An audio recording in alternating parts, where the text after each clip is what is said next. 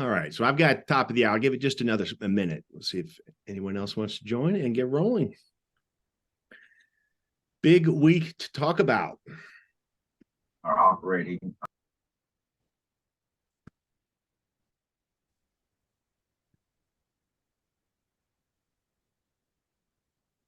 Hi, Casey, Blossom. Yay, good to see you all.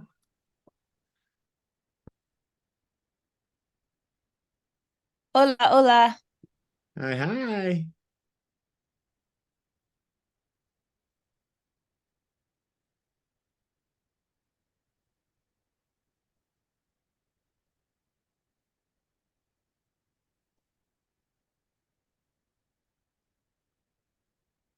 I'm not going to be on video today, but I'm listening. So That's okay. Huh? All right, I'm going to get going. Again, thanks for everyone who joined us this morning. Great to see your names, and thanks for being here. Let me get started. We've got a big week to talk about, and let me. Okay, Monday. Yeah, gosh, I have some really interesting things to talk about. Starting out this week, we are in gate 57 with the sun in Libra and gate 51 in Aries. It does say line 2. I did want to point out that we started out in line 1 today, so the line does shift during the day today. So just to be aware, and even the programs didn't match up. I went through several of the apps and the Maya on the online version and on the PC version. There's a little discrepancy on the line change, so I don't want to get bogged down in that, though. I just wanted to point that out. Even if you ran your program right now, it may say line 1. We'll be moving into line 2 during the day. There's a few things I want to kind of set us up for the week to give a little bit of the background frequency that's going on. We talked a little bit about this last week, so I'll just bring some of those things forward. The other things to be aware, we're gonna dig into gate 57 and gate 51 in just a moment, since that is the main frame of the week. Once we get to the eclipse on Saturday, the sun will have moved into gate 32 and Earth in gate 42. But to keep in mind that right now, the outer planets, Pluto, Neptune, Uranus, and even Saturn, are not moving at all. They are all about to station retrograde and go forward. Pluto is going to actually turn direct tomorrow. But I want to emphasize that these outer planets, they are holding space. And when they do that, they have a very strong frequency, even though they're not moving. And it's really the inertia. They're holding their place in the sky. I mean, Pluto doesn't move really, essentially, more than a couple of minutes, 5 minutes of arc for the rest of the year. So we're looking at gate 60, line 2, with the Plutonian influence there in a very significant way. And so what can happen is we're going to look at the inner planets, the faster moving planets, as they're making aspects to the outer planets. It adds a little emphasis to it. I mean, you can kind of think of this. If you were standing still and watching what was going on and someone was coming at you, you would be a little more present or aware of that than if you were walking and moving. You still, if you're moving, you're aware of someone coming like towards your path or whatnot, but it's a different quality. So I think that's an important note, that all of these planets are very slow right now.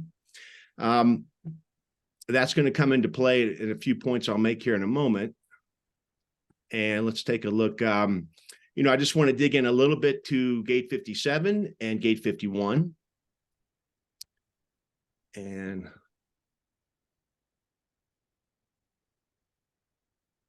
so here we have intuitive insight in the original Ray V chain called the Gentle. Again, we are in Libra, and we are going to have a solar eclipse here on Saturday. So all this information I'll be sharing now is kind of going to lead up to that crescendo this week. But we are talking about the extraordinary power of clarity. We are in the quarter of duality. And I think it's always helpful to look at the hexagram itself. And as you can see here we have wind over wind. This is that very consistent, steady wind. And we live out here with some desert environment in New Mexico, and so much of this desert terrain is formed by the wind. I think everyone can think of the power when you have consistent wind in a consistent direction, how penetrating that can be, how impactful that can be. And of course, we're having this in Gate 57. We can also, just let me use the chart. This is let me go to Monday here. When we look at it from the body graph perspective, we have this extraordinary power of intuition, which is the foundational awareness of the entire integration field. So again, we're thinking about pure survival. We are thinking about self-empowerment when we're thinking integration field.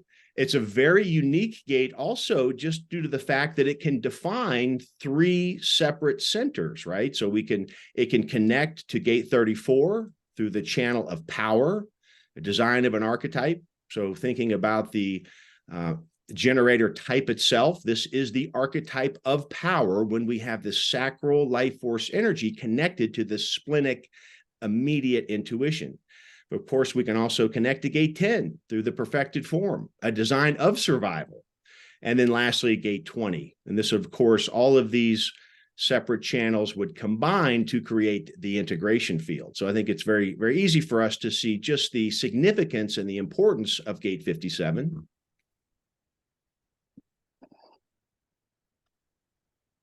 And then if we take a look where the Earth is opposite over here in Aries.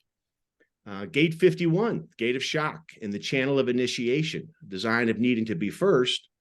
The ability to respond to this, right, through the shock through recognition.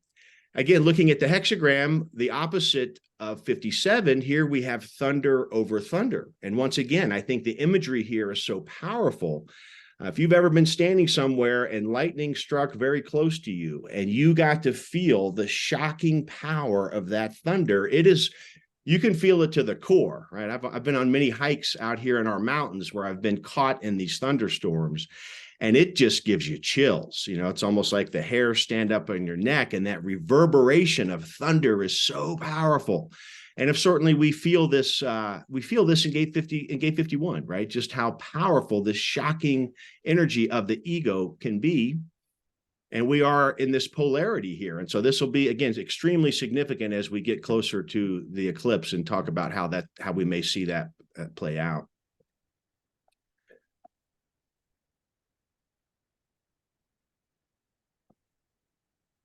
In the body graph here, just to again, I'm still kind of setting us up for the week here. The nodes are still in Gate 42 and 32 in line 5. Mercury being in Gate 18 is in Libra as well. It's closing towards the sun in a closing aspect that will eventually become a conjunction.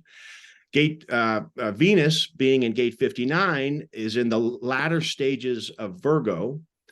Jupiter in Gate 2 is over in Taurus. Saturn, which will be extremely significant this week, as I'll point out in a minute, is in the early stages of Pisces. Uranus is also in Taurus. Neptune is not moving at all, as I mentioned, over here in the latter degrees of Pisces in Gate 36. And Pluto is wrapping up its tour of Capricorn in Gate 60. Now, what's going to happen, it'll turn direct tomorrow. Eventually, it will move out of Capricorn. It'll dip its toes into Aquarius till January. It goes back into Capricorn, and it'll not get fully into Aquarius until November of next year. But it's a very strong energy for this coming year, as it's going to be making this astrological sign transition. So it's something that I think we'll continue to talk about as it forms its aspects to the faster moving planets. Now, I'm going to go to Tuesday, because Tuesday actually really sets up the astrological focus of the week. So I'm going to take you through this very interesting, very intense vibrational quality, I would say, of what's happening in the sky. And then we'll take this back into the gates of the body graph.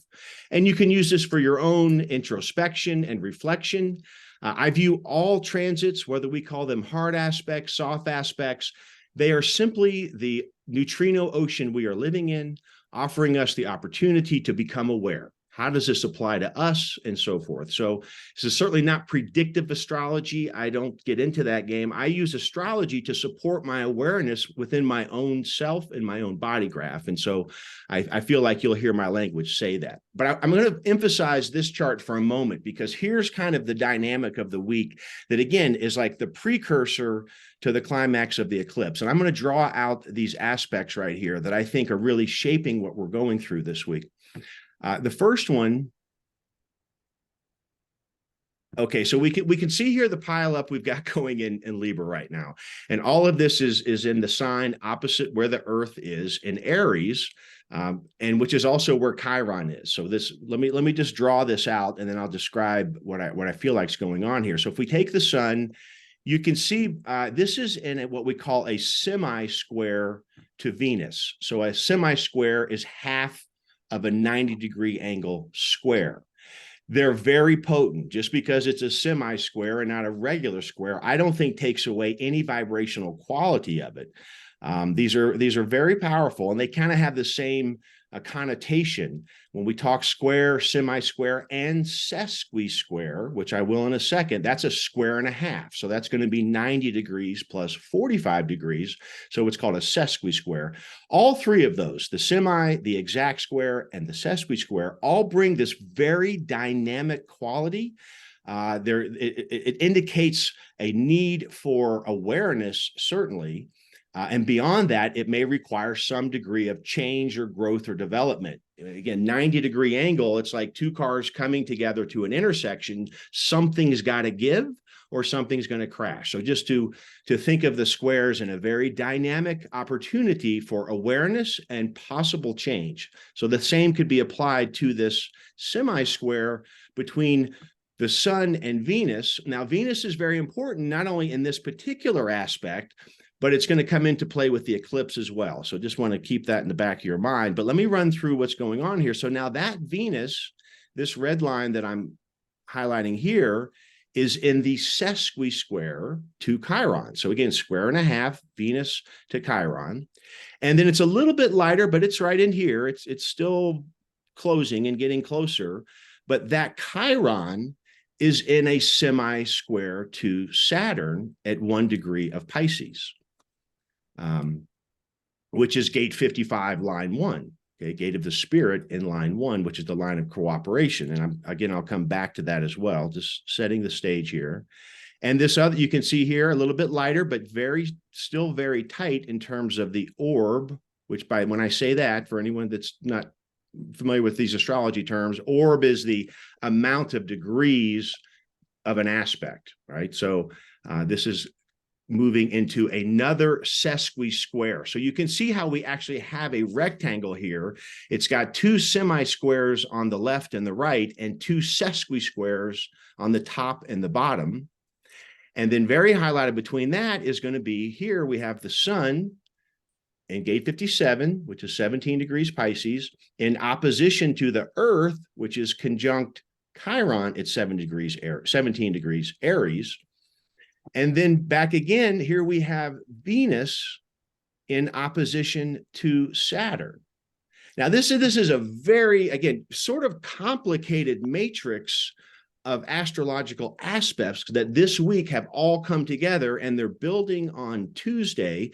This thing I've outlined is basically maxed out on Wednesday, but again, it's setting the precursor to the new moon Libra annular eclipse on Saturday. So if we were to take our keynoting of these planets, let's do it from the astrology aspect, and then I want to go into the body graph for your own contemplation and how this relates to your chart. What I see here is with this Sun opposite Chiron, anytime Chiron, the wounded healer, this is a conversation between the Sun, the life-giving energy of our solar cell, with Chiron. There's a heated conversation, if you will, based on wounding from the past, maybe past relationships. Things may come up this week that require some balancing, right? This Sun Chiron is in opposition. So On the one hand, we have Aries and where Chiron is, and Aries being the sign of self-expression. This is me. I am me. This is Aries, ruled by Mars.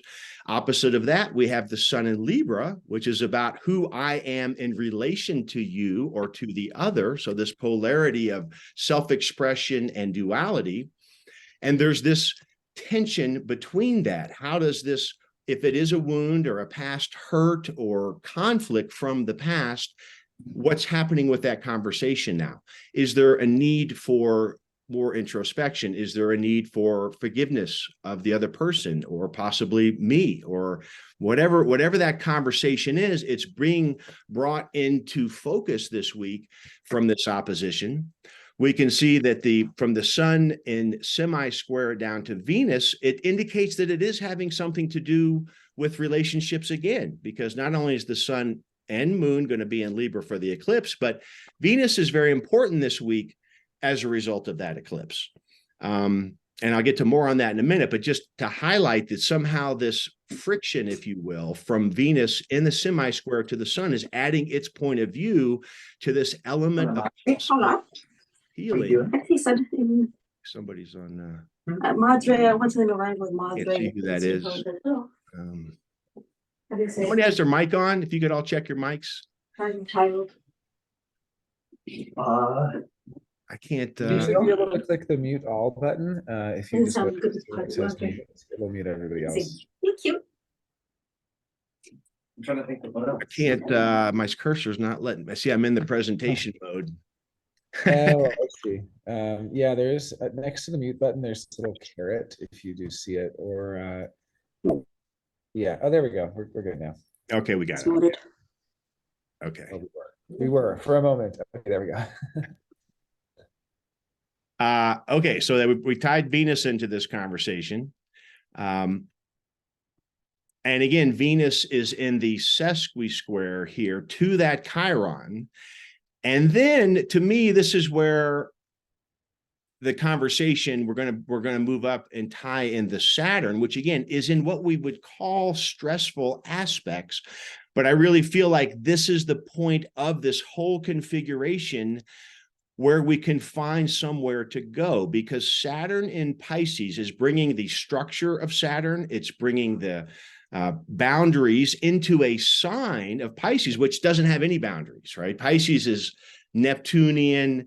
It has the fantasies, illusions, delusions. It's just this murky ocean of emotions and dreams and creativity. And so I think Saturn being in Pisces, as it will for some time, to me, I feel like Saturn is giving us a bit of a handrail, right? Because Saturn is like a guardrail. Saturn provides these challenges in life where if we're out of our lane, if we're out of alignment, Saturn is always going to provide something to help get us back into our line, right? How to get us on our soul's path. So I think in general, I find this period of time into the future with Saturn and Pisces, they're very interesting, something that we can really use to embody the quality of Saturn in Pisces and our own nature of creativity. It's also in gate 55. So here we have it in individual circuitry. It is a potential emotional awareness gate in the channel of emoting. And it is about our emotional spirit, right? The gate of abundance is the glass full or empty. We always are moving up and down the emotional wave, the cyclical nature of life. But here, I think this individual spirit is where it's all circling around. When we talk about relationships, the wounding, where does it go from here? What is this eclipse going to bring us? I just find this particular corner of this aspect to be very supportive. And I also need to bring in, because I wanted to mention this just a minute ago, because it does tie into the tragedy, the absolute horror of this weekend. On Sunday, the planet Mars exactly squared Pluto. And when we talk about closing aspects, when a square, like planets are moving into a square, you can think of the crescendo noise of that aspect. It gets louder and louder and louder until that aspect in this case, this square between Mars and Pluto, is exact. And so oftentimes what I've found through the years of doing this is that it's really the days right before the exact aspect, whatever aspect it is, that it's the most heated, that it's the most loud. And wouldn't you know it, this tragedy in Israel, this horrible, we have another massive war.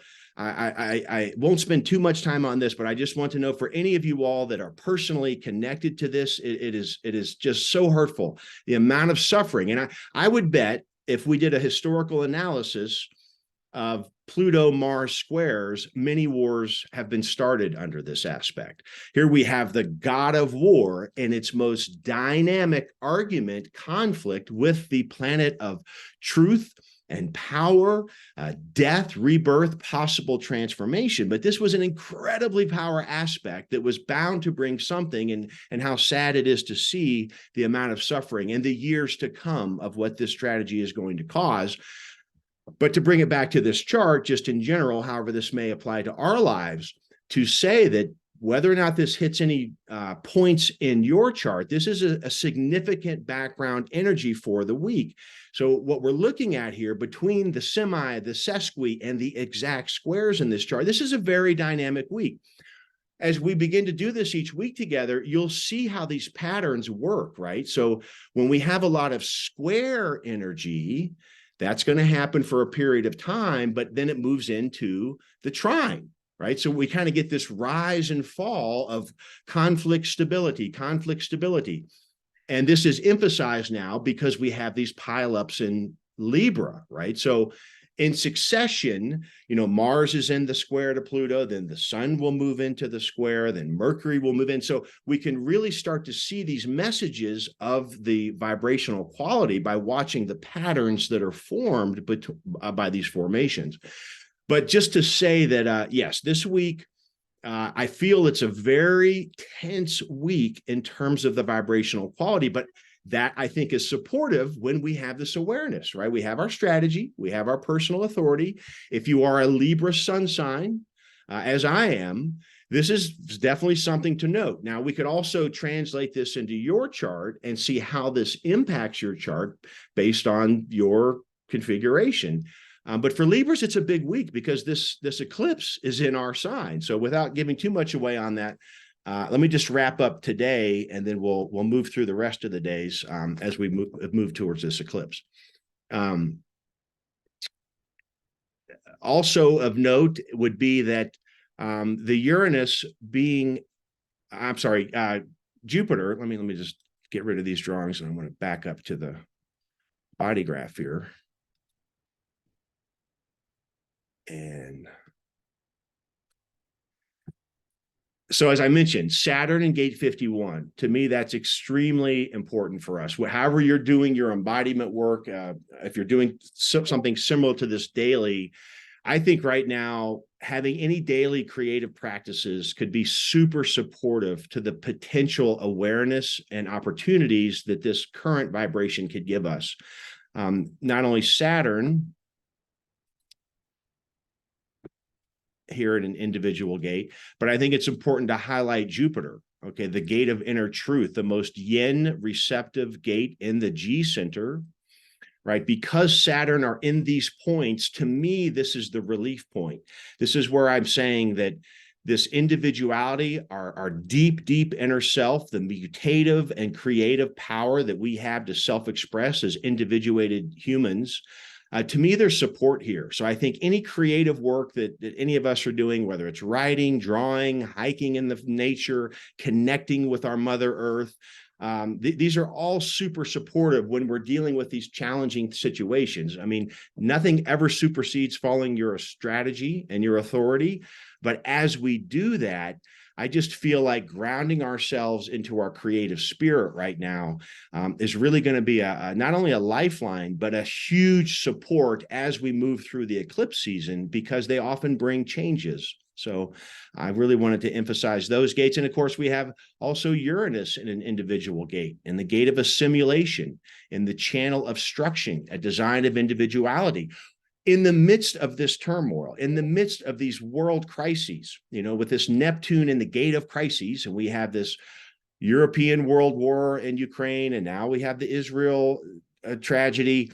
We can look at our American politics, total disarray, almost a shutdown again this week. We can see, without spending too much time, there's a lot of crisis right now. But I think for each of us, this is where we can move forward. To me, this is what gives me strength and appreciation and gratitude, is focusing on where is my role in all of this? Where is not only my inner truth, what is my voice? Who are you and who am I in Aries, right? How is our self-expression meeting the duality of everyone in our lives right now? And this is being highly brought into relief and focus this week. And I've already talked about Pluto, but look, all of these heavy duty planets in our own inner deep individual areas of our chart, whether or not they're defined or not, right? This is a huge part of your own analysis in your chart. But what are these gates? Are they part of your definition? Are they open? Are they a potential channel through an activation? So I think these are all things that you can keep an eye out if you are following these transits. As I always like to remind everyone, if this gets a little overwhelming, no one needs to do this, only if you're moved to. We have our authority, and no matter what the weather is, if you're following this inner authority, you're dressed for the weather, right? We know this concept, but I always think it's important to emphasize when we're in a challenging week that find what's supportive for yourself, but if it gets a little overwhelming, just take a deep breath, step away, and come back. But I cannot understate how I feel nurturing this area of our chart, whether or not it's defined or not. We still live it. It's still part of our genetic makeup. And so there's a lot to be said and delved into there, I think. So just wanted to emphasize all those gates there. Let's move forward into Wednesday. That kind of set the stage for the week in terms of that entire dynamic I was drawing there.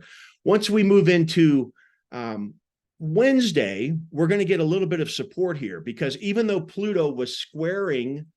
Mars was squaring Pluto leading up to this weekend and what unfolded, it's moving very fast right now. All of the inner planets are zipping along. They're almost at top speed. And again, the outer planets are the opposite. They're not moving at all. But what's going to be a little bit supportive once we move into Wednesday and Thursday is that Mars is leaving the square to Pluto, but it's rapidly moving into this trine. Or here's the it's the blue line. Cursor's being a little challenging here. This blue line here is indicating that Mars is moving into a trine with Saturn. Okay, so even though there's the friction of that conflict with Pluto, this is another reason I'm emphasizing this gate 51, because this Mars being our energy, how we move, if you think of how we get what we want as part of our Marsian energetics, here it is creating this aspect which brings extreme stability with Saturn, the planet of stability, and in gate 55, line 1. So I feel like, again, this is pointing us to where digging into our spirit, what moves us emotionally in that regard, can be very supportive right now. So I think the highlight for Wednesday is going to be this building trine. It actually is going to be exact on Thursday, but very, very supportive as a background frequency for the rest of this week. I don't always bring up the moon unless it's really tied into something like it is for the eclipse. It just moves so fast, right? But it is something, particularly if you're a reflector or anyone else that does like to track the moon, it's super valuable. But we can see, at least on Wednesday, it also is forming this trine here with Jupiter. Okay, so that again for Wednesday, this can be a bit of as we're coming off the Pluto and Mars square, and the Mars is moving into the trine with Saturn. The moon also is bringing this emotional quality of stability in a very expansive way. So I think that gets us a little bit over the hump as we cross into the second part of the week. And then as we move into Thursday, let me start with the astrological chart. We're going to go back into the body graph.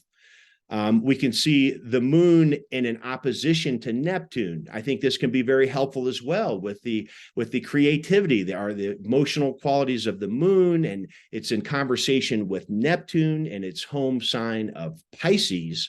Just a lot of support to take what's happening out there and all this noise. It's a lot of noise, again, because those faster moving planets are zipping along and pinging all these stationary outer planets. It can feel very hectic on the outside. Just going out into public, whether it's traffic or in the grocery store, I feel like there can be a lot of buzz with these faster moving planets really making us want to hurry up, kind of putting some stress on our root center. Everybody's kind of in a hurry, but yet underneath that all, when we're anchored by the stability of the slow moving outer planets, they're standing firm. So they're offering, again, this opportunity, I think, to go inward in spite of all the noise that's out there. And I think on Thursday, for the few hours that it's in this position, in this opposition to Neptune, that can be very supportive of that, along with Mars being in that trine to Saturn, providing that stability to focus on our emotional nervous system. Where are we at? Are we feeling regulated? Where's our energy at? Anything that can take you inward right now, there's very good support for that. Then if we take that, let's go. Yeah, back here to the body graph, we can see that moon is very rapidly going to be moving through gate 6. So it's in the channel of mating, a design of reproduction. This is a very fast moving transit, again, being the moon, but it does bring a little emphasis to this idea of bonding, right? When we think of the channel of mating, 59 being the gate of sexuality and the breaking down barriers to penetrate, and we're establishing the initial bond with another person. This is such a current of this week as a result of all the activity in Libra opposed to Aries, and with the eclipse we're going to get to. So just the moon here, I think, bringing some emotional support to evaluate how our relationships are going right now. And as we get into Friday, you can see that trine from the Mars is still very strong. It's at 1 degree Scorpio. Now, the thing that happened since I switched slides there, you can see Mars has now moved into Scorpio. This is also an important thing to be aware of this week. When Mars has been in Libra, Mars is not particularly loving the sign of Libra. And that's because Mars is about us exerting ourselves, but yet Libra is all about our harmony with others. So Mars has been quite constricted in the sign of Libra, and it can be very diplomatic. It's kind of like it knows it has restraints in Libra. That's the nature of the zodiac sign. It has to be a little more diplomatic than it likes to be. But as we've moved into Scorpio here, things change for Mars. This is where Mars is the co-ruler of Scorpio, but it's also at home, okay? And by that, it feels more expressive. So it can, we often use the word immaturity with Mars. Even though it's in its home sign, it can be a little more immature, just as we can be when we're at home. We feel lots of freedom of expression when you're in your home space. So just to be aware, because of all those other harder aspects I've been describing so far, here at the end of the week, if your Mars energy had something to say and it was holding it back, it has a tendency to come out here. It's a very freeing, the doors have opened now for Mars to more freely express. So I think just to be aware of that. Now, again, it's very supportive, I think, while it's moving into its home sign, it still is creating a flowing, softer, stable aspect with Saturn. So Saturn could be, still kind of keeping the reins on it, but just to be aware that the whole think before we speak, right? There's just a lot of, I was saying to someone the other day, to me this week, it's kind of like when I'm in public and I'm driving, they teach you when you drive and you're pulling out of an intersection, like a stop sign, you go look left, look right, make sure you look left again. Okay. Like that would be my message this week is don't just look left and right, look left again. Something could be flying down the highway that you didn't catch on the first glance. So I think it's just, again, extra awareness out in the world there due to a number of different challenging aspects. But on the integrative embodiment side, tremendously supportive for your creative expressions and where you might be heading towards the future. So Friday. So then we're going to move into, again, kind of the highlight of the week here. We're going to get into this eclipse. This is the chart for the eclipse on Saturday, which is at 11:55 Mountain Time. And so let's kind of break this down. All right. So it's quite obvious that we have a whole lot of energy here happening in Libra. All of this is opposing the Earth, which would be at 21 degrees. You know, if it was in the chart, the Earth would be right here in between Chiron and the North Node. And just to, eclipses themselves, you guys may know a little bit about, just the history of eclipses. It's got a pretty dark history. If we go back to ancient times, the eclipses were extremely fearful. I mean, they often were thought to bring famines, and kings and queens were toppled. They brought about great change. And so there was a tremendous amount of apprehension and anxiety surrounding eclipses because they often saw great changes as a result after them. As history went along, that's been changing, right? Once we finally figured out that they're actually a natural astronomical phenomena, the association with eclipses has evolved over these centuries. Once they realized that it was a natural astronomical phenomena, they started tracking them. And so also what astrologers used to do back in those ancient times was they would use eclipses for rectification of the charts they were using, right? Astrology's been upgrading and developing for all these thousands of years. And so in today's modern astrology, we look at them as, yes, they can bring significant change, and sudden kind of Uranian change, but they also can rectify. They can provide the course correction that was already set up by something else. And so rectification is a keynote word of eclipses. And a large theme of that rectification is going to come from the fact that the sign of Libra is ruled by Venus. So Venus is down here in gate 59 in the early stages of Virgo. But what I want to remind everyone is that Venus was in Leo for a very long time this summer. It was in Leo from July 22nd to September 3rd. It was more than 2.5 times in Leo than it is normally in any other sign, because it went retrograde and then forward again, and it stayed in that sign the entire time. And so we're, again, with Venus, we're thinking, again, relationships, harmony with all types of relationships. If you look back at that time period, again, from towards the end of July to the very beginning of September, if you had anything happening in any relationship, again, whether it be romantic, business, or otherwise, there was some dynamic happening with relationships through that time period. But now this eclipse in the sign that's ruled by Venus, to me, this is where it's pointing to the rectification, right? Something to be aware, whatever that is. Again, not predicting anything. I'm just saying to be aware that this may have a significant impact on our relationships as we look into the future. And now generally, we would think of eclipses because they're a season. It's like whatever happens in this eclipse, it could take the entire year. It's not like just because the eclipse is Saturday, we're going to see something happen this weekend. It's just bringing us more awareness to what is the change and what is the rectification. And I see it being tied into relationships. Does a relationship, has it been percolating? Is it time for it to start? Maybe you'll see that happen. Or has there been a relationship that's had challenges? It's kind of been on the fritz. Well, this eclipse could bring indicators that it needs to end. I think we can tie this back into Pluto, which is in the gate of limitations. So as a world collective, we're seeing the limitations of Capricornian structures when we think our governments and institutions, and the fact that we're seeing how little we can trust some of the things that have supported us for a very long time. That's part of the larger scale. But if we bring this into our individual world, we're also working with limitations within ourselves.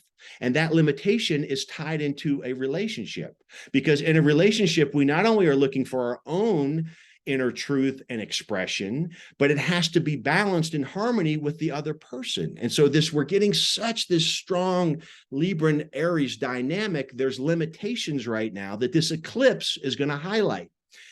And again, it's not predicting whether it's a breakup or a get together, but that is the area that I see all of this kind of climaxing at. And these are how I see these planets fitting into it. But I think we can, again, incorporate this idea.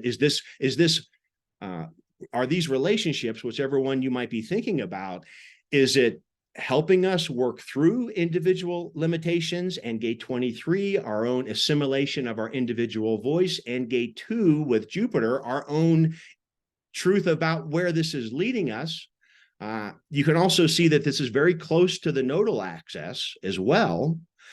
So that's the story I'm getting from this, is that somehow this eclipse is offering opportunity of awareness for what needs to be rectified within our relationships, on whether or not are they supporting us for our own inner truth, personal authority, and direction of our creative self-expression, or are they limiting that and hindering that? And are we not having the Saturnian boundaries in gate 55 that are supporting our emotional spirit and emotional health?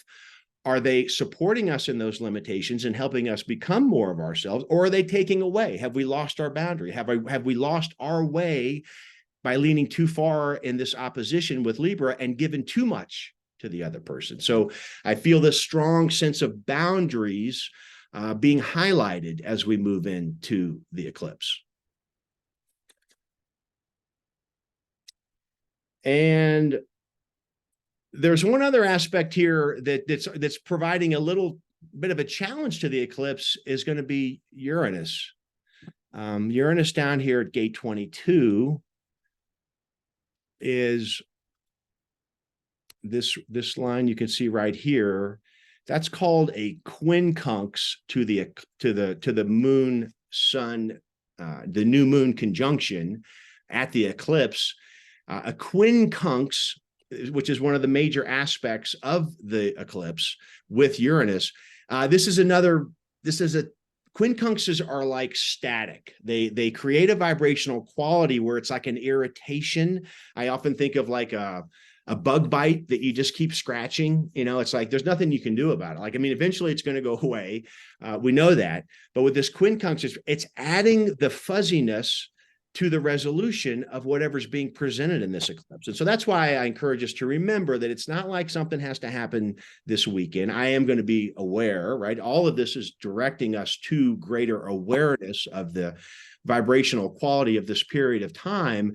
But just to be aware that Uranus, the planet of unusualness, the planet of sudden and shocking, it just brings things into our awareness that we might be unaware of. There's some element of this annoyance where we can't quite put our finger on it. So, and when we think about our relationships anyway, there's always something there that's a little bit hard to put our finger on, right? So that like I said, I really appreciate the stability that Mars and Saturn are bringing this eclipse period. That's very beneficial. Like I keep saying, there's this stability to lean into your creative nature. That's super helpful. But on the other edge of that, we've got this Uranus thing, which is kind of like, yeah, but I'm not sure where it's going yet. So I think with that, we just take patience. These quincunxes just kind of throw a bit of a curveball of energy into the whole matrix here. Another interesting one, because Venus is so important, this being the eclipse in Libra, this is kind of an aspect that you don't really see every day if you kind of follow everyday astrology. Septiles are, some people call them minor aspects. I find them very important. I use them all the time now because I've seen them in real life examples come into play. But anyway, a septile is part of our eighth harmonic, is what we call it. And this is what the one word keynote for septile is: mystical. I mean, that's it. In other words, it's something that may come in from the other side that is very Uranian in nature. It can just appear. It can be like an insight, maybe. It can be a revelation. It can be maybe through your deep creative work right now, if you're doing what I'm doing, which is really kind of focusing on that, allowing this mutative nature to continually emerge, there is an opportunity with this eclipse, which is part of the rectification and possible changes in relationships. That's something very special, something, again, no way to describe it much more than that. But because Venus is tied into this eclipse and it's in a very strong septile mystical relationship with Uranus at the eclipse, I just want to be aware of that, right? I just want to not be fixed, not be rigid. I think whenever we're having a challenging, again, vibrational quality to a week, it's more about awareness than anything. Maybe about even doing less, just being more aware when we do things, more, if we can even say it, more awareness to my authority, which for me is my solar plexus, just really being mindful about the rhythm of my timing, right? Certainly going to be extra mindful when I'm in the low end this week, which I know is going to be inevitable. But what I'm also being aware of is that there could be some sort of mystical type breakthrough between Uranus and Venus in some relationship that I'm not aware of right now. So I think that's also something that, I don't know, kind of sounds fun to me in regards to this eclipse. But just to sort of wrap it up in terms of, cannot understate this Chiron conjunct the Earth over here, right?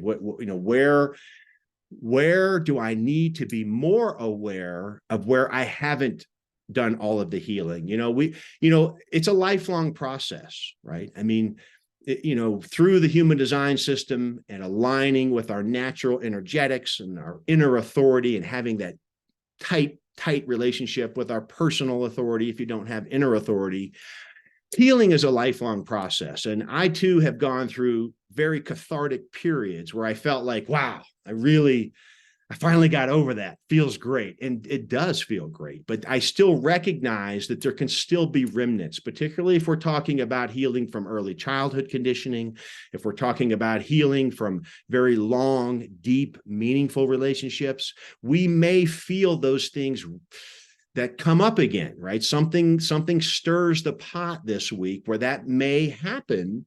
And all that is to me is, again, an opportunity to heal from that, an opportunity to learn, embody, mature. I think of the channel of maturation, a design of balanced development. That is a lifelong process. And so with this rhythm of the planets, we can kind of see sometimes it's like 2 steps forward and a step back, 2 steps forward and a step back. But as long as we're always embodying this opportunity and integrating into its own inner truth meaning for ourselves, then it's all very supportive. So it is a great week to delve into the creative healing side of yourself and wherever that leads you.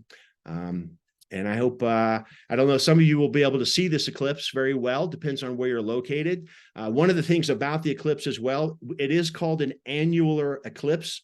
And the meaning of that is that the moon during the eclipse is very far away from the Earth. Technically, it's called at its apogee, which is the opposite of a supermoon. Now, if you recall, a couple of weeks ago, we had a super full moon. It was like, I got to see it rise. It was just spectacular how massive it was. Well, for this eclipse, the moon has already moved very far away. So when it eclipses the sun, so the moon is going to move in front of the sun from our vision, it's not going to completely block out the sun. Even when you have a total eclipse, you can still see what they call the corona ring, which is like the edgy fire edges of the sun. But on this eclipse, you're actually, if you're wearing the glasses and being safe about this, you're actually still going to see the edges of the sun. But it is, as I said, 10:50 or 11:55 local time in New Mexico. So it is going to be quite visible for those that have the opportunity to take a look at it. But yeah, I think that's all I was going to share about that eclipse. So we can just wrap it up. That's Saturday. And then, we're going to be, moving, as I said, that actually happens. I don't know if I did say that, but that eclipse is actually, the sun has moved into gate 32. So the gate of continuity, all right, in the channel of transformation, right? What is worth carrying forward, which again, I think very strongly fits the theme of the eclipse. Like, what is worth carrying? What happened back there now that we've gone through a cycle, right? This is how we learn from the experiential nature of our life in the solar plexus. We can only know when it's over, right? And when it's over, here's gate 32 at the eclipse saying, what do we carry forward? What is the instinctual awareness that's going to support our tribe and our communities that we can now integrate as to part of our forward structure that we build on? And so that's where this eclipse, I think, is all the things I've already covered about it in Libra and self-expression and in relationships. What is the value? What really has value that we can take to our communities and build it forward? Here we have the Earth moving into 42. And again, these are in line 1 at yesterday, and I say yesterday, Saturday being the eclipse, line 1. This is the expansion, right? So through doing all this process, whatever that is that stimulated you from what I've shared, I think through going through that process this week, getting to the eclipse, some great value can come out of this eclipse as we look forward into next year, however all that plays out. But I also just want to kind of close on that Saturn and 55 line 1. It is the line of cooperation, right? Spirit, emotional spirit, the foundation of that in line 1 is called cooperation. How are we cooperating in relationships? Does that cooperation support our emotional spirit, right? And all the things, I don't have to repeat everything, but again, I just feel like Saturn is giving us the tools, it's giving us the structure and the vibrational quality to move through this very dynamic period in a very stable, strong, and creative way. So I kind of feel like that was all the things I want. Looks like there was a lot of chats. I'm sorry I didn't follow along with those, but I am open for discussion here. I'll start reading through these. Anyone that wants to share anything, please go ahead, or a question. Be happy to take anything. Can I say something or ask a question? Hey, Dave. Hi. Just as far as like when you look at either this here or at the body graph mandala, or not the mandala, but just the body graph, like what is an indication of there being an eclipse? The sun, earth, and the nodes are in the same place, right? Uh-huh. And And so those numbers are going to match up down to the line. And there's the moon. Like I'm just curious to be like, if you're explaining it to somebody, like, what are the nodes? What's an eclipse? You could be like, yeah, actually, this is how it all works. It lines up. When these things line up, there's an eclipse. Or is there like exceptions to that? Do you know what I'm saying? That's where, yeah, I know, I totally understand. And here's a couple things I can say about that is, so that's where we have, when you talk about partial eclipses, total eclipse, lunar eclipse, solar eclipse, it's a very technical astronomical explanation, essentially. But as you can see here, at the time of this total solar eclipse, they are not lined up with the nodes. So I think what I would need to do, because honestly, I don't want to say something incorrect, and I'm not sure I could describe it exactly perfectly on the eclipses, but I'd be happy to come back next week and share that. It's a great question. It's an astronomical question. And it's been a large part of our astronomical history and astrological, trying to understand eclipses and the meaning of them. But I don't think I could do that as well as I would like to. So I'm going to have to take a pass. Jonah, you're welcome to jump in. I know Jonah's got his I was just photographic memory. Go ahead. The nodes in the sun are in the same position, and then there's also a full moon or a new moon, which means the moon is either exactly conjunct the sun and the nodes, or it's opposition. So, yeah. Other comments or sharings, questions, anything?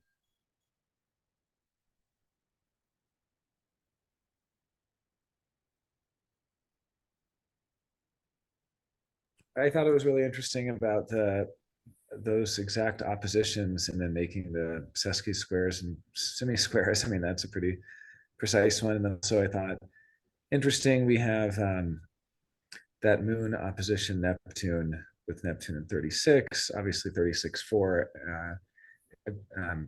That's kind of an interesting line itself, because it's all about preparing for the decline. So there's a lot of getting ready for things to get a lot worse. And then we have the moon opposition. And when, of course, it goes into exact opposition, it will be in gate 6, line 4, which Ra called the most emotional line, because it's just pure externalization of emotion. So, I mean, that's only going to be for 2 hours, but that'll be an interesting 2 hours. Yeah, no, great observation for sure.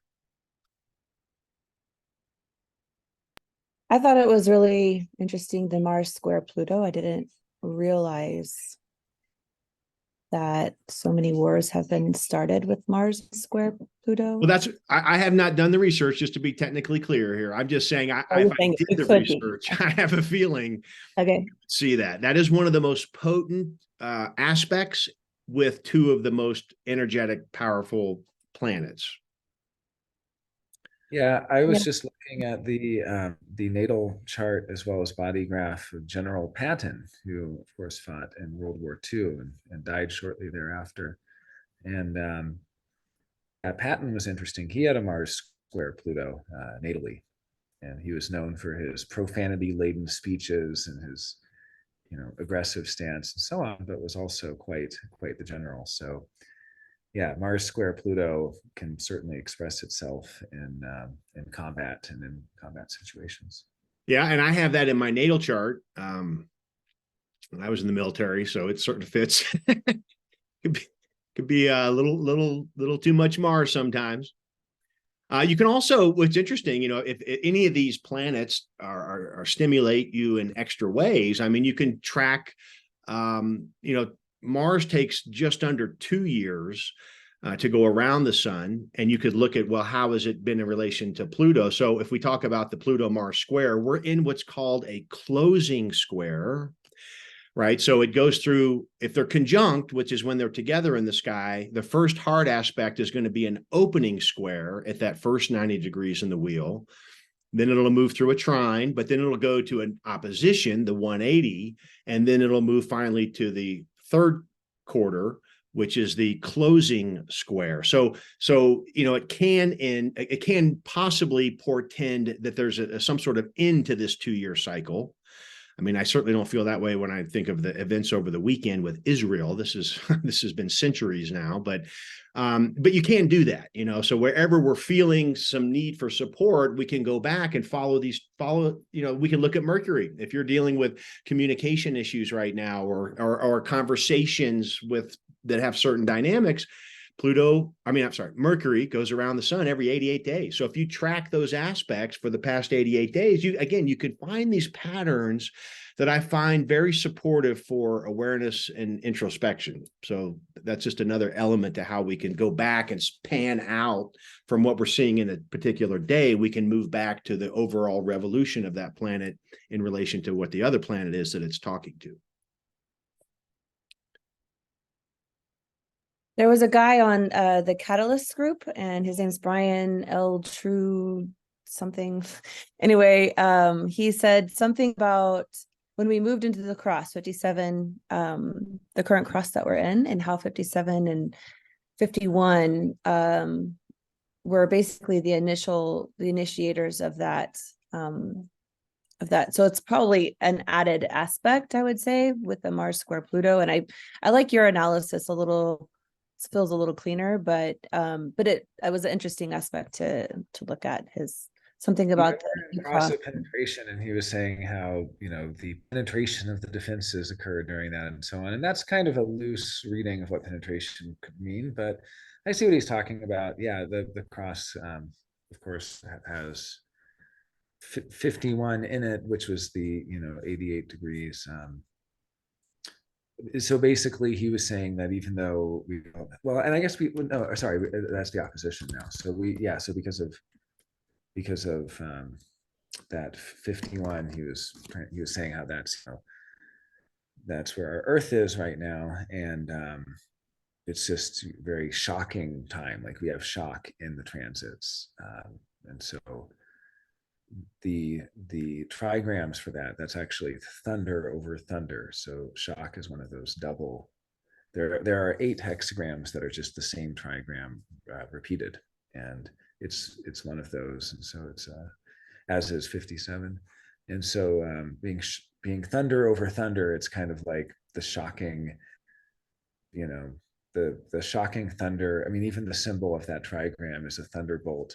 Basically, it's two gaps and then a line at the bottom, signifying thunder splitting the sky, penetrating the earth, or hitting the ground. And so it does even look like a bomb dropping or something like that. So yeah, and then he was saying that, of course, the left angle of penetration, or one of the two left angles of penetration, is the clarion. And so, and of course, Ra was a clarion. And so we're going into the clarion, and the clarion being kind of archetypally the trumpets blaring and so on. So he was just kind of just saying it very archetypally fits. But yeah, he's an interesting guy. He's kind of annoying a lot of people on that group. This is on the HD Catalyst Facebook group, because he seems to be obsessively doing, like, almost every day he's doing the markets and trying to time the markets and doing stock trading and options trading and stuff using human design, which is just somewhat obnoxious.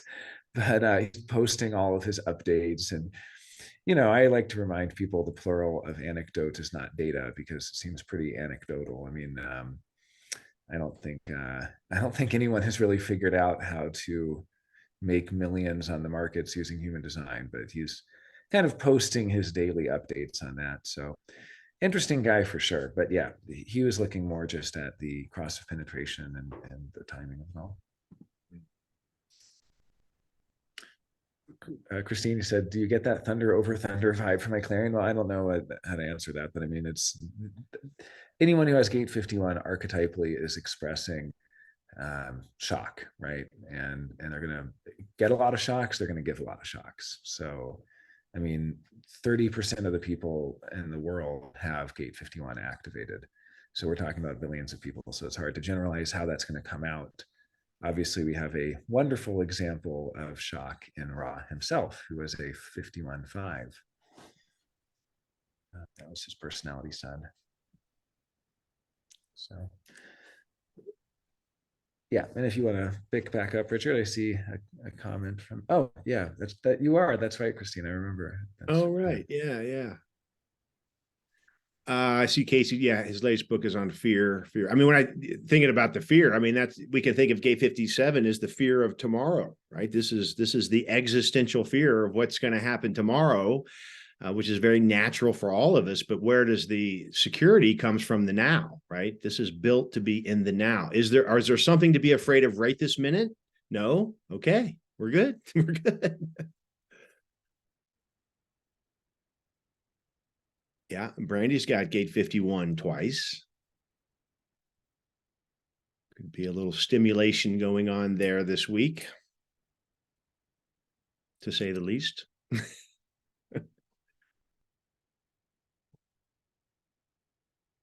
Others?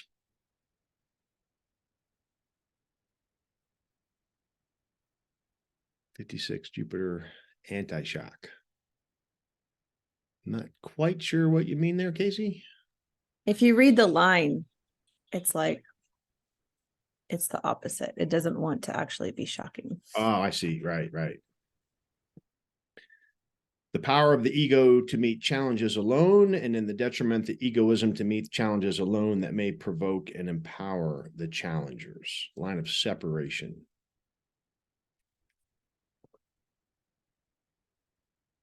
Yeah, so for me, it's like, I feel like it's moving away, like avoidance kind of. Yeah, could go either way, I think. Yeah. But I do love the tag. I always love the taglines, the ability to respond to disorder and shock through recognition and adaptation. And I think, to me, as I was maybe getting to this week, to me, that's the message this week. I mean, that is recognition, awareness, and adaptation through authority.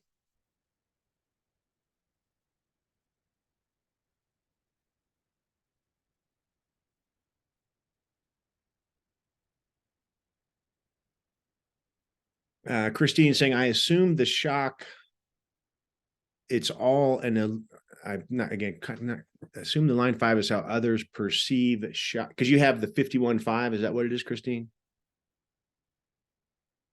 Yeah. Okay. Well, I mean, you have gate 51. So again, your aura brings 51. So it does bring some shock or stimulation. I don't know your chart, so I can't, I'm not even sure if the ego is defined or not. But being aligned 5, yeah, others can perceive that. Yeah, for sure. And project. I mean, Yeah, but also I think it's safe to say we didn't just imagine that Ra was shocking when he wasn't really shocking. He really was shocking. Yeah, for sure. Well, I mean, if you guys 51s have that way, that's part of the imprint for sure. Even when they're smiling and laughing, they can be shocking. Yeah, my favorite was I got a post flagged on the HD Catalyst group. It said flagged for hate speech. And I thought, what? Who's posting hate speech? Turns out it was a Ra quote. It turns out that his actual quote, word for word, from something he said, was flagged by Facebook's algorithms, and it was him saying, men are stupid. Men are complete idiots. The only men in human design are dragged there by women or trying to make money. That was his quote. And it got flagged as hate speech. So, he could say some pretty shocking things.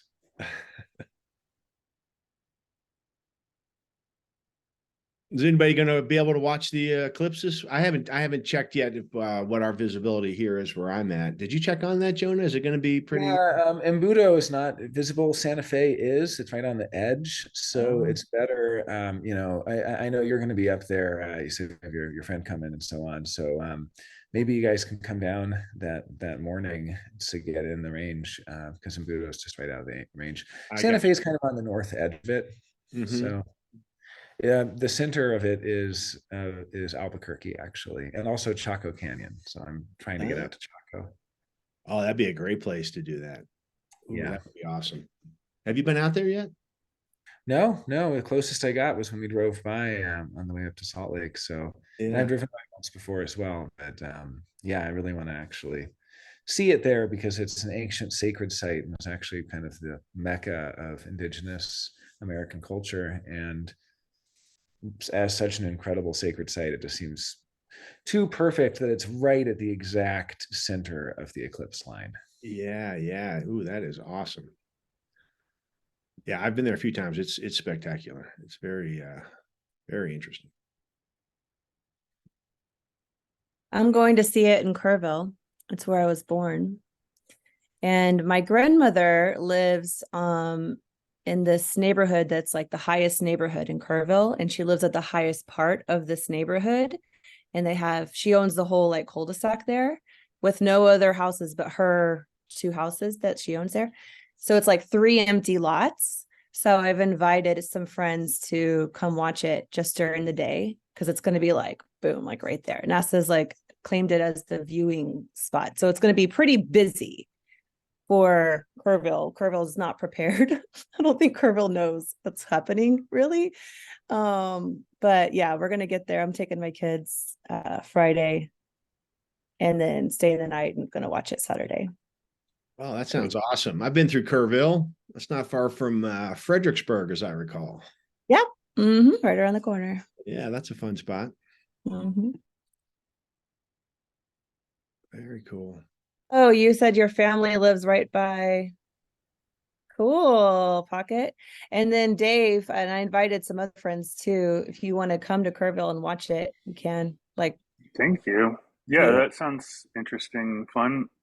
I was gonna maybe go to San Antonio for like some friends of mine live there. We might not see the whole thing, but we could see a partial majig. Kerrville sounds good. It's a little far, a little far for me. I know. Anyway, if you want if you want to come, you can. I appreciate the invitation. I'll think about it.